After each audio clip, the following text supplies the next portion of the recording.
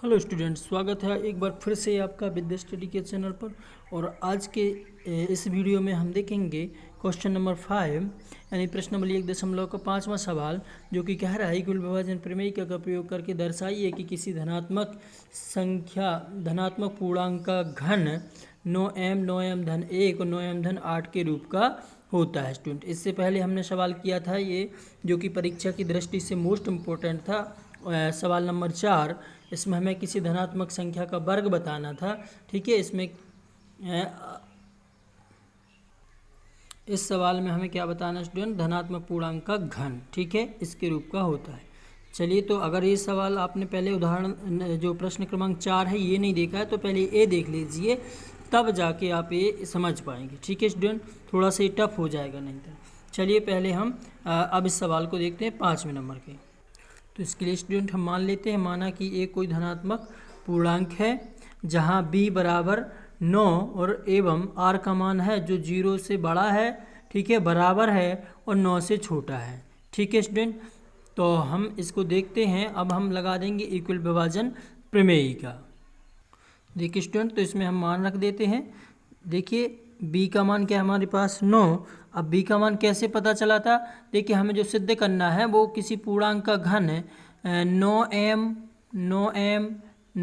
धन 1 और 9m धन 8 के रूप का है। ठीक है स्टूडेंट, तो हम यहाँ पर जो m के आगे संख्या लिखी है तो वो b का मान होता है। तो यहाँ पे क्या हो जाएगा 9q और धन r, ठीक है, a बराबर, इसको दे देंगे हम समीकरण 1। अब हम समीकरण 1 में स्टूडेंट बारी बारी से r के मान रखते जाएंगे। r के मान क्या हो जाएंगे स्टूडेंट? देखिए 0 से बड़ा है और 9 से छोटा है, मतलब कि r के जो मान होंगे वो क्या हो जाएंगे 0 0 1 2 3 4 5 6, इस तरीके से हमें 8 तक मान हो जाएंगे। ठीक है स्टूडेंट, आर के मान। चलिए तो हम पहले रखते हैं इसमें 0, थोड़ा बड़ा हो जाएगा इसलिए स्पीड में करते हैं हम सवाल को। तो स्टूडेंट, जब हमने r का मान 0 रखा तो देखिए क्या हो जाएगा, a बराबर 9q धन 0 यानी a बराबर 9q। लेकिन हमें क्या बताना है स्टूडेंट? पूर्णांक का घन बताना है। तो हम क्या कर देंगे यहाँ पे दोनों पक्षों का घन करने पर। देखिए स्टूडेंट, तो हमने यहाँ पे 9q का घन किया है, यानी घन का मतलब होता है 9 को 3 बार लिखना है। तो देखिए हमें चूँकि पूर्णांक का घन चाहिए तो हमने घन किया, तो अब यहाँ से हमें 9m लाना है। कितना लाना है स्टूडेंट? 9m।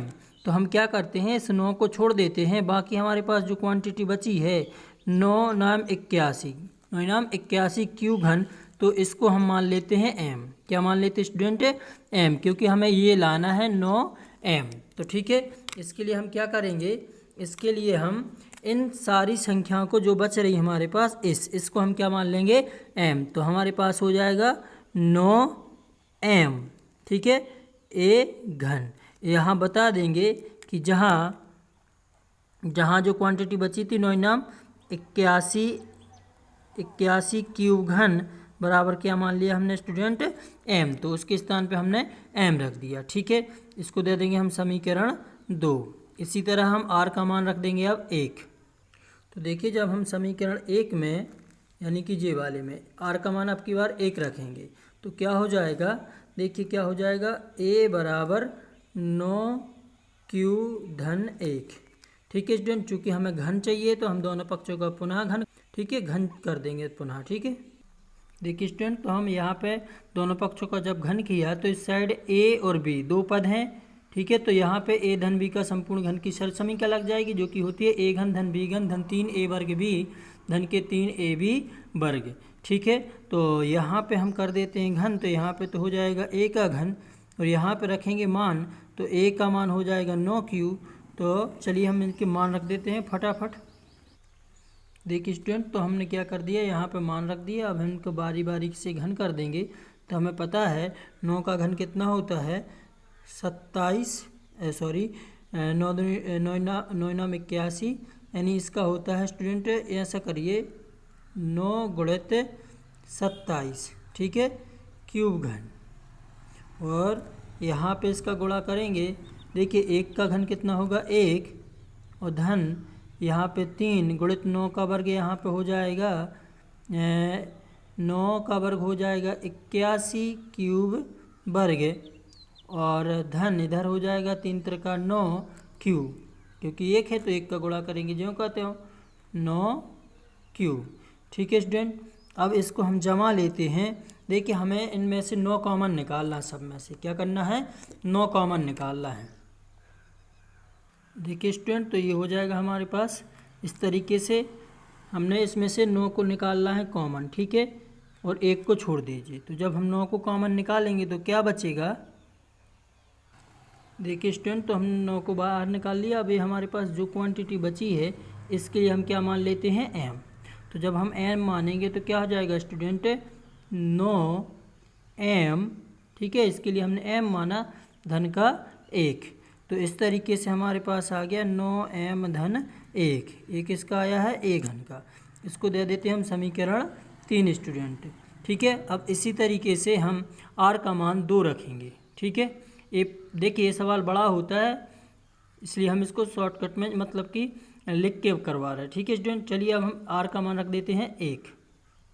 तो स्टूडेंट अब की बार हमने r बराबर 2 रखा है, तो a बराबर 9q, r के स्थान पे 2। देखिए चूँकि हमें पूर्णांक घन के रूप में चाहिए है तो हम यहाँ पे पुनः क्या कर देंगे, दोनों पक्षों का घन करने पर क्या करेंगे स्टूडेंट, दोनों पक्षों का घन करने पर। चलिए तो हम घन करते हैं। देखिए स्टूडेंट, तो जब हमने घन किया तो ये वाली सरल समीकरण लग जाएगी, a घन धन b घन धन 3a वर्ग b धन के 3ab वर्ग। तो हम इसको लगा देते हैं, फिर दिखाते हैं आपको। तो स्टूडेंट हमने सरल समीकरण लगा दी है। ठीक है, देखिए a घन धन b घन धन 3a वर्ग b धन के 3ab वर्ग।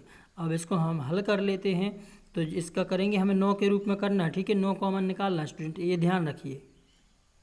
देखिए स्टूडेंट, जब हमने इसको हल किया तो 9 गुणित 27 क्यू घन धन 8, 6 गुणित 81 क्यू वर्ग धन 8 गुणित 27 क्यू। तो हम इसमें से एक काम करते हैं, 9 को निकाल लेते हैं उभयनिष्ठ स्टूडेंट।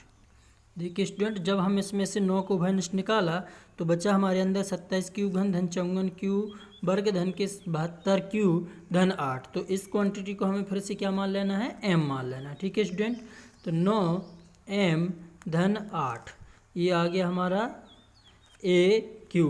तो ये आ जाएगा हमारा समीकरण 4। ठीक है स्टूडेंट,